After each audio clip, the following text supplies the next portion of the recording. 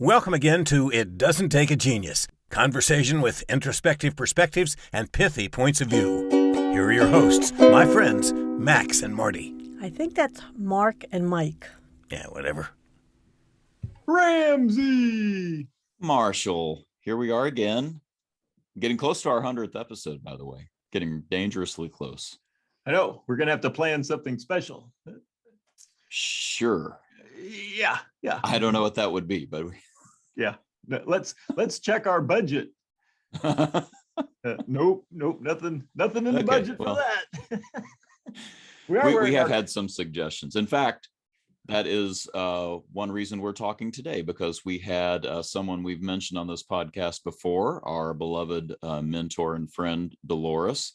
And Dolores sent us in. She's in the car business, as are we.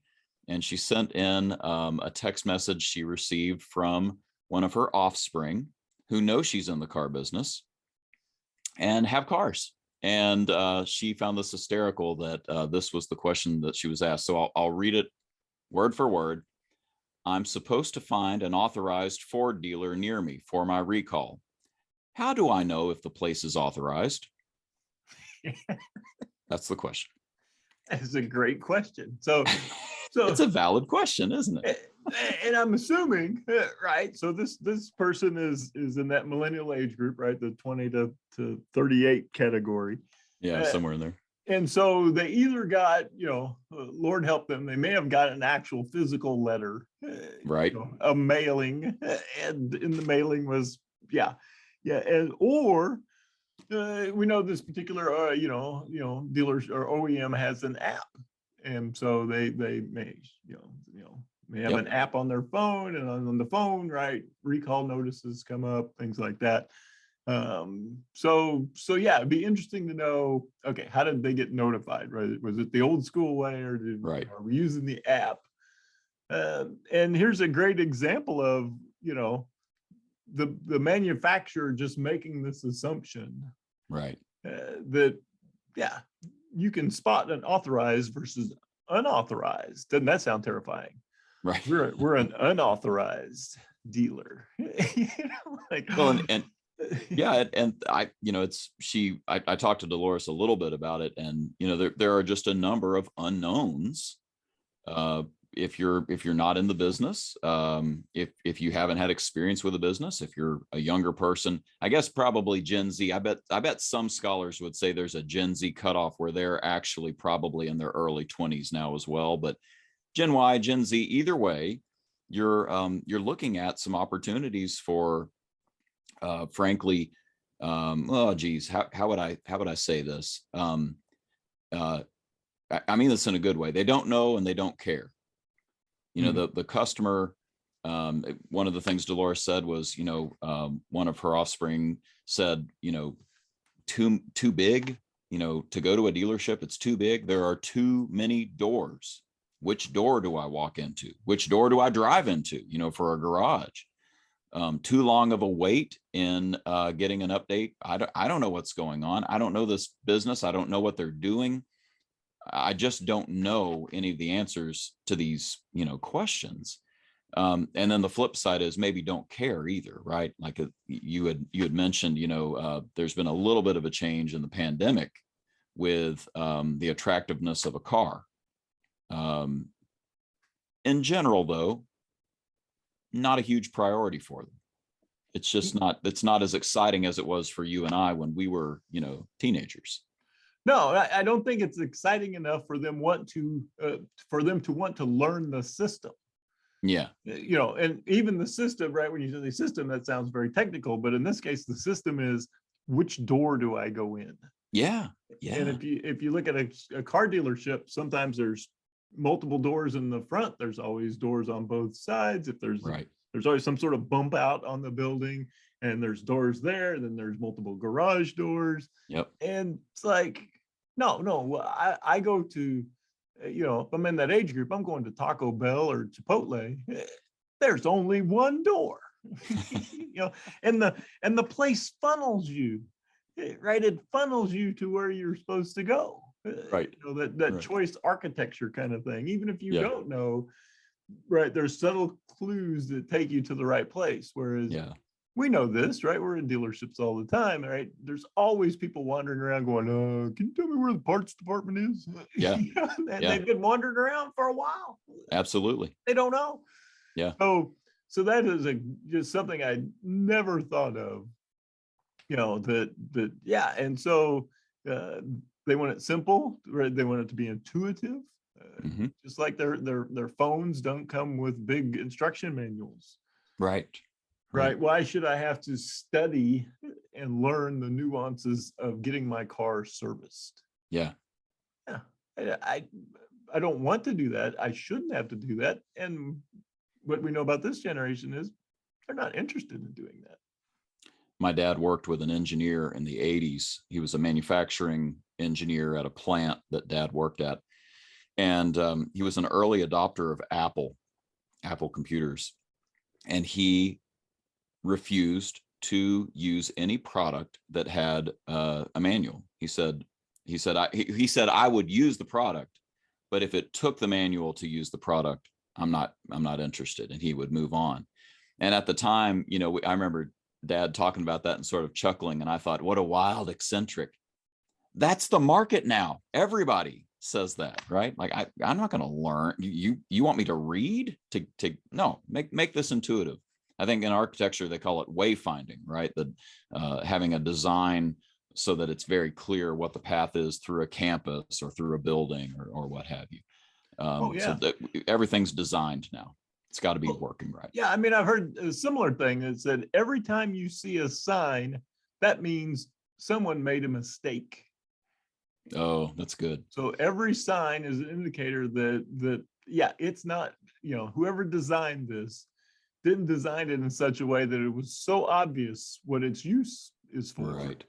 Right. One of my favorite examples of that is when people put a pull handle on a entranceway door, and yet they have to put up a sign that says push. Yeah. Yeah. Well, you put a handle on it. What do we do with handles? We grab and pull them. Right. If it was a push, right, there should just be a plate. Yep. And then I don't have to put up a sign. So I love that. Yeah, we've made it incredibly difficult. And I think it's, if you look at other things in their life, like their phones, right? These newer kids, some say they're tech savvy. They're not tech savvy. No. They're tech dependent. That's exactly right. Right. Yeah. They don't know how to change the SIM card in their phones. They don't know how to replace the battery in the phones where they allow that. They can't do any of these things. They just know, when it works, it's great. When it doesn't, I have no idea what to do. Yeah. Well, that's maybe a good sort of wrap up point for this side of the discussion. We're thinking about millennials, maybe Gen Z as customers. They don't know, they maybe don't care, but man, we'd like their business. We'd like to serve them. So how would you serve them? What are some ways that you could educate your customer, make them feel a part of, included in the family, the company that you have, whatever your industry? What are some things you can do to bring them along so that it's more intuitive for them on what to do? And we're willing to do that for customers. I think that certainly would be a really interesting leadership team meeting to just think through, what could we do to help our millennial customers know and care about us. That's a powerful thing to chew on. Now let's flip it around. I hear there's a labor shortage going on. What? That's what I hear. That's what I hear. And wouldn't we like some employees who know and care? Even younger ones. Oh, yeah. Yeah, because I get this all the time, right? No matter what the industry is, you're talking to people and these young people don't want to work. And I always have the same reply. Let's go down to ChickfilA, see how they're doing. Right. Dang you, Mike. Yes. Okay, that building's full of young people who want to work, but no, they don't exist anywhere else. Yeah. And I mean, since you went there, you and I have experienced some of Chick-fil-A's onboarding materials. They do orient their new hires in a really powerful way. It's pretty selective in how you even get to join the Chick-fil-A team. But at least over the last 10 years, I think we've seen some of their materials. Don't know which ones are still in use, but they're not like a list of policies, they're like videos that make you cry. There are things that they talk about that are frankly just about why we are here and why we do things the way we do them. And that's the number one complaint I typically get. You occasionally get that, grumpy manager who says something about, everybody wants a trophy or something like that. All these young people just, want a trophy. But more often what I hear is like, they ask so many questions, they got to know everything. They won't just do it. And Chick-fil-A's taken that out of the equation and just said, we'll tell you why you're doing all this right from the start. And we'll celebrate it and recognize it when you do those things. So the care, the do they know and do they care? The care actually comes before the know for Chick-fil-A. Oh yeah. Yeah. There's an incredible purpose motive. Yeah. Right? Strong values, whether you agree with them or not. If you don't agree with them, you're probably not going to apply. If you do, you hope that that's the place you get to work. Right. And then the purpose motive, right? What are we here to do? Yeah. And it's bigger than just chicken sandwiches. That's right. You get into, I was sitting with some managers and we were, talking about this very topic, and they said, well, no one's responding to the ad. So, this is almost, Gen X boomer manager age. And I said, well, who wrote the ad? Well, I did. Yeah. It's not going to work. Please don't. Yeah, I said. So we all kind of brainstormed what how the ad could be better, and then we all made a commitment. We would leave the room. We would go find some millennials, people in the age group that we were actually trying to target, and we would show them the ad and ask them, "Does this speak to you? Right? Would you or your friends be interested in this? And if not, what does it need to say? What does it need to highlight?" Same with, like you were talking about, the customers, right? We can sit around all day and think about what do customers want in the different age group, but nothing beats just going and asking them and say, all right, so what is it about this place that frustrates you? What is it that you'd like to see? What amenities and things like that would be attractive to you? And the same with the employees. We come up, the old guy managers sit in the room, they come up with the idea for the bonus program and this is how we're going to motivate people with money and gifts and trinkets and things like that. It's like, are the people that you're trying to motivate, is that motivational to them? Are you leading a room full of you? Right. And the answer is no. It's not a room full of me. It's actually not even a room full of me. It's not even a room full of me that's the same age. Yeah. Right. So, just having the courage to ask. It was interesting because even we had a few in the store, in that particular store, but all of them had kids in the age group that we were trying to attract. And so it was take the assignment home, or text it to them and say, hey, right, would you respond to this ad? And then let's figure out what could we highlight that would make you respond.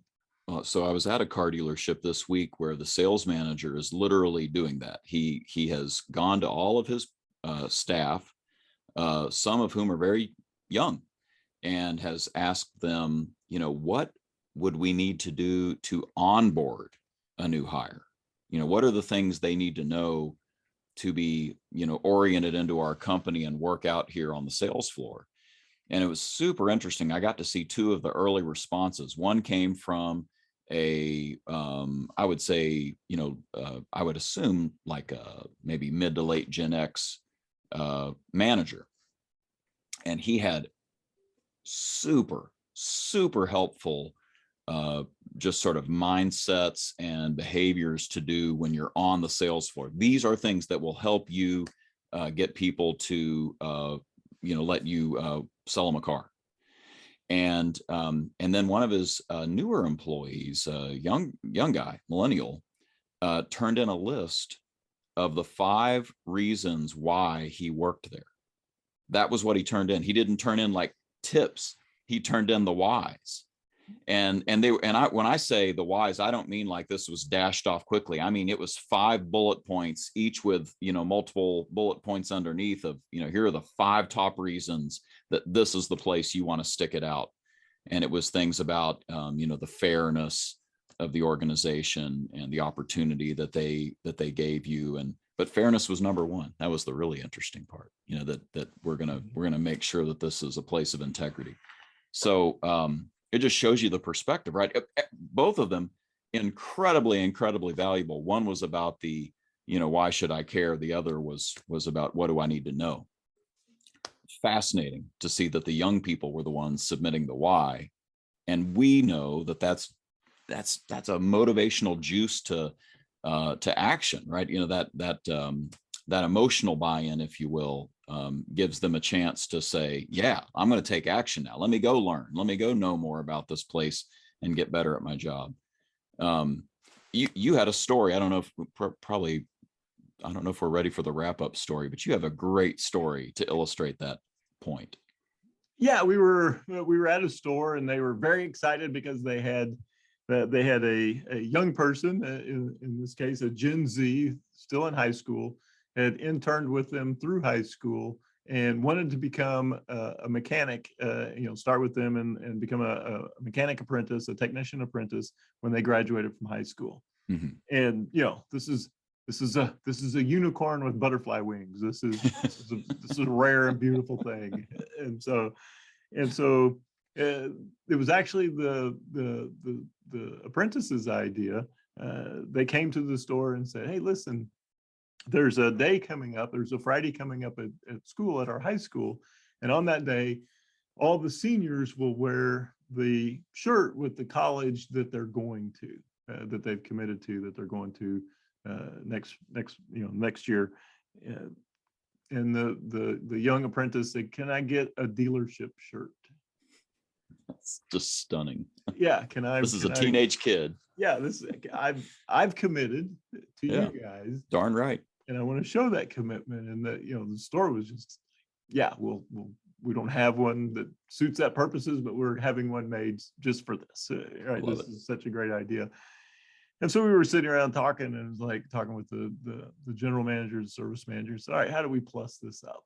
And some of the ideas they came up with, one of them was a graduation present, right? A graduation present that spoke to long-term commitment. So I think they're looking at a really nice torque wrench. And for those of you who don't know, a torque wrench, it's an expensive piece, not something you would typically buy as you first started out, but it could last you for the next 50 years. Right? Incredibly well made piece of machinery. And one of the other ideas they came up with was a commitment signing ceremony. Genius. Where all these other the baseball kid, the basketball kid, they have I've committed to Western Kentucky, right? And they gather around. There's a table. They put the school banner behind it. And the kid puts on his Western Kentucky hat, and I'm going to play baseball for the school, and it's like, why shouldn't we have a signing ceremony for somebody who's committed to the trades and committed to do this work? Darn right. And so, there's it's one of those things where you say, well, I can't think of a single reason why you wouldn't do this. Yeah. It's that good of a set of ideas. It's just perfect. And just, it's so neat that she's the one who thought of it. It just shows, that whole ball started rolling because of her. But that's, it's just powerful. And I guess anybody listening who does think this is, a unicorn with rainbow wings, this whole conversation, if it just seems out of the norm, I would just challenge you. And Dolores brought this up to me. We all started out somewhere. Somebody helped you. I have so many general managers who started out as a lot tech or in detail or an oil change guy. Somebody helped you get to where you were. What were the things they did? Or, as you pointed out in a previous episode, what do you wish they had done? What do you wish you had gotten from your manager? So, man, I think we have a real opportunity to engage our millennial customers and our millennial employees. So hopefully this has given you some thought starters for things you want to take back to your management team and beat around on how we can do it better.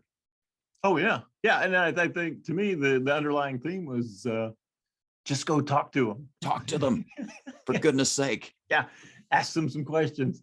They got ideas, and the simple act of asking provides them with recognition and validation that they're not just there, like as we talk about, as a pair of hands, but they're there for their heart. You want them for their heart and their ideas as well. You know that there is a classical connection here, because this is what Socrates did, right? As he asked questions, and his student Plato, I think we've mentioned this before, that he wrote a letter. We're told he wrote this letter, and in it he says, I hear people are going around, selling books about my ideas. I'm not worried about it, because my ideas can't be taught from a book. It's a conversation. And it's when in that conversation, a flame leaps from one soul to another and catches fire. And wouldn't we like to do that, right? Wouldn't we like to do that with our customers as much as our employees?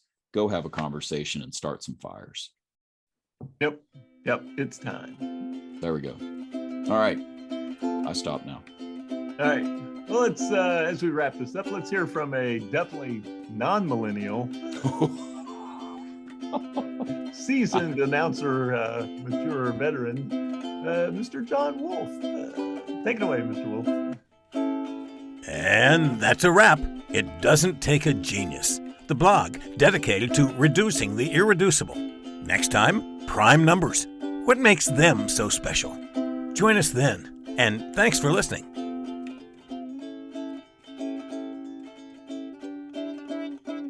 That's good enough.